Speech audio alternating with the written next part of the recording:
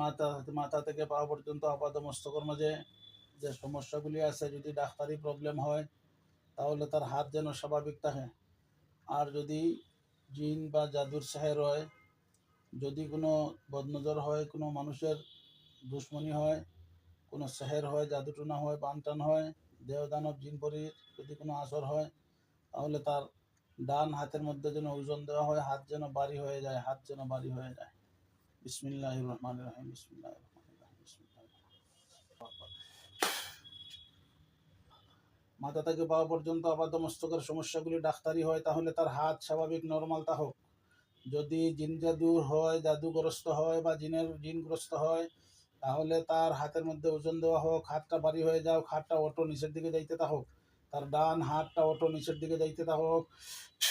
বিসমিল্লাহ, আল্লাহু আকবার। দেখছেন নি? বন্ধ করো, চক্ষু বন্ধ করো। তোমার হাত অটোমেটিক গেছে না তুমি নিছো? অটোমেটিক গেছে। হাতের ওজন বাড়ছে, হাত ভারী হয়ে গেছে। হাতটা আবার উঠাও। বিসমিল্লাহ, আল্লাহু আকবার। ইয়া আল্লাহ, ইয়া রহমান, ইয়া রহিম। ইয়া আল্লাহ, ইয়া রহমান, ইয়া রহিম। মওলা, তোমার কি শুকরিয়া আদায় করবো রব্বুল আলামিন, তোমার শুকরিয়া আদায় করি। আলহামদুলিল্লাহ।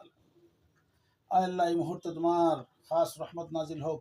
আমি আবার শর্ত লাগাইতেছি, এই বান্দার যদি জিনের সমস্যা হয়, তার ডান হাত নিচের দিকে যাইতে থাকুক। যদি সেহেরের সমস্যা হয়, ডান হাত উপরের দিকে উঠতে থাকুক। যদি তার সেহেরের সমস্যা হয়, জাদুর সমস্যা হয়, তাহলে ডান হাত অটো উপরের দিকে উঠতে থাকুক। যদি তার ডান হাতে যদি এই রোগীর সাথে যদি শুধুমাত্র জিন্নাতের সমস্যা হয়, তাহলে হাত নিচের দিকে যাইতে থাকুক, হাত নিচের দিকে যাইতে থাকুক। দেখছেন, হাত নিচের দিকে গেছে।